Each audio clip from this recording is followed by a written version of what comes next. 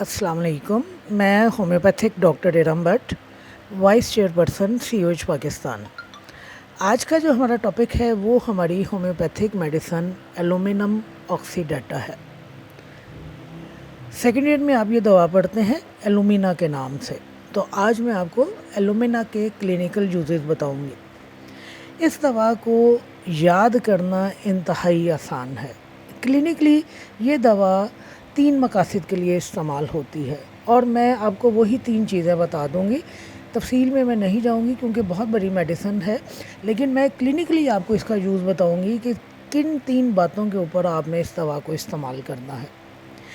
पहली बात जो इस दवा की है वो ये कि इस दवा में ब्रायोनिया की तरह बेतहाशा ड्राइनेस पाई जाती है, बल्कि ब्रायोनिया से ज़्यादा ड्राइनेस जो है इस दवा के अंदर पाई जाती है।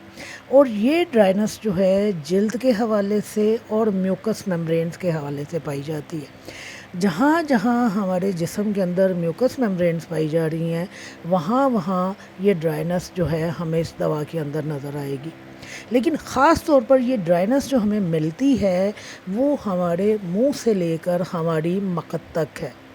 हमारे होंठ ड्राई होंगे, हमारी एसोफेगस ड्राई होगी, हमारी आंतों में खुश्की पाई जाएगी, हमारे होंठ ना सिर्फ ड्राई होंगे बल्कि कटे फटे होंगे।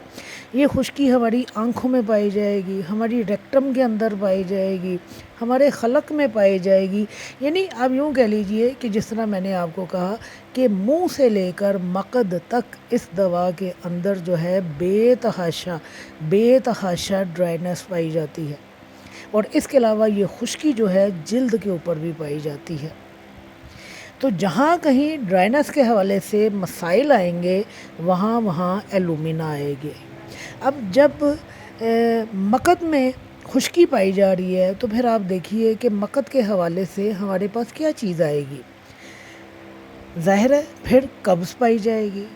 हमारी आंतों के अंदर नमी का होना बहुत ज़रूरी है। ये नमी जो है हमारी आंतों को मूव करती है, हमारे स्टूल पास करने की जो मूवमेंट बनती है वो इस नमी और तरी की वजह से है। लेकिन अगर हमारी आंतें जो हैं मुकम्मल तौर पर खुश्क हो जाती हैं तो फिर ऑटोमेटिकली जो है पखाने का इखराज रुक जाता है और हमारी जो कंडीशन है वो शदीद और डीठ किस्म की कब्ज़ की तरफ चली जाती है। लिहाजा एलुमिना में कब्ज़ पाई जाती है, एलुमिना में डीठ किस्म की कब्ज़ पाई जाती है। इस कब्ज़ के अलावा एलुमिना में जो हमारी आंतें हैं उनका पैरालिसिस पाया जाता है। यूँ महसूस होता है कि जैसे हमारा जो एक्सक्रीटरी सिस्टम स्टूल के हवाले से है वो मुकम्मल तौर पर ख़त्म होकर रह गया है। पेशेंट को ना बहाना करने की ख्वाहिश होती है, ना उसको हाजत होती है, और अगर वो बहाना करना भी चाहता है तो बेतहाशा उसको ज़ोर लगाना पड़ता है और बहाना जो है वो खारिज नहीं होता। यहाँ तक कि एक तो है कि कब्ज़ की सूरत में पखाना खारिज नहीं हो रहा, दूसरा ये है कि अगर पखाना नरम भी है और छोटा भी पखाना है तो उस सूरत में भी पेशेंट का पखाना जो है बेतहाशा मुश्किल के साथ खारिज होता है।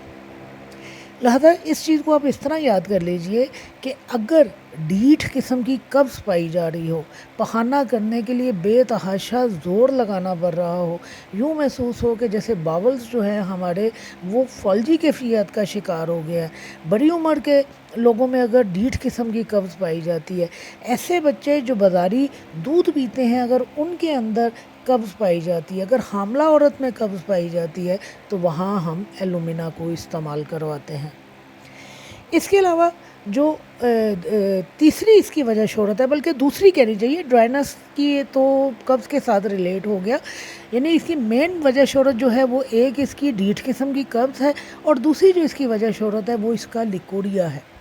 एलुमिना में जो लिकोरिया पाया जाता है बेतहाशा तेज़ाबी पाया जाता है, बेहद परफ्यूज़ पाया जाता है, ट्रांसपेरेंट होता है, तार बनाता है और इतना शदीद लिकोरिया पाया जाता है बहाव के हवाले से कि बहकर एड़ियों तक आता है। لہذا اگر آپ کے پاس خاتون آتی ہے اور وہ آپ کو لیکوریا کی شکایت کرتی ہے، اور اسی طرح لیکوریا کی شکایت کرتی ہے کہ مجھے بے تحاشا لیکوریا آتا ہے اور ساتھ میں قبض مجھے بہت زیادہ پائی جاتی ہے، تو یہ قبض اور لیکوریا جو ہے یہ دونوں مل کر ایلومینا کی سلیکشن کے لیے آپ کے پاس ایک اسٹرانگ انڈیکیشن ہو جائے گا کہ مریضہ کے لیے آپ نے جو دوا استعمال کرنی ہے وہ ایلومینا کو کرنا ہے۔ ایلومینا قبض کے لیے الگ سے استعمال ہوتی ہے۔ اب ظاہر ہے یہ قبض بچوں میں پائی جا رہی ہے، بوڑھے افراد میں پائی جا رہی ہے، جوانوں میں پائی جا رہی ہے، مرد اور عورت کسی میں بھی پائی جا رہی ہے تو ہم ایلومینا کا استعمال کریں گے۔ اور لیکوریا، اگر صرف لیکوریا پایا جا رہا ہے اور قبض نہیں پائی جا رہی اور مریضہ آ کے یہ کہتی ہے کہ مجھے اتنا شدید لیکوریا ہوتا ہے کہ مجھے پیڈ کا استعمال کرنا پڑتا ہے، مجھے کپڑا رکھنا پڑتا ہے، میرا لیکوریا جو ہے بہہ کر ایڑیوں تک چلا جاتا ہے، تو وہاں چاہے قبض نہ پائی جائے، ہم نے جو دوا سلیکٹ کرنی ہے وہ ایلومینا کرنی ہے۔ لیکن اگر لیکوریا کے ساتھ مریضہ اگر یہ بھی کہہ دے کہ اسے قبض بھی بہت شدید قسم کی پائی جاتی ہے، تو اس صورت میں ہماری دوا جو ہے ایک مہر لگ جاتی ہے کہ ہماری جو میڈیسن ہے وہ ایلومینا ہے۔ پھر اس دوا کے ایک دو اور بھی کریکٹرسٹک سمٹم ہیں، وہ میں آپ کو بتا دیتی ہوں کہ اس دوا میں وقت جو ہے مریض کو بہت آہستہ آہستہ گزرتا محسوس ہوتا ہے۔ اس دوا میں ہضم نہ ہونے والی چیزیں کھانے کی خواہش پائی جاتی ہے، جیسے کہ آپ نے دیکھا ہوگا کہ بچے جو ہیں ایسی اشیاء کھاتے ہیں جیسے چاک ہے، کچے چاول ہیں، یا پینسل وغیرہ کھاتے ہیں، اور وہ چیزیں کھاتے ہیں جو ہضم نہیں ہوتی۔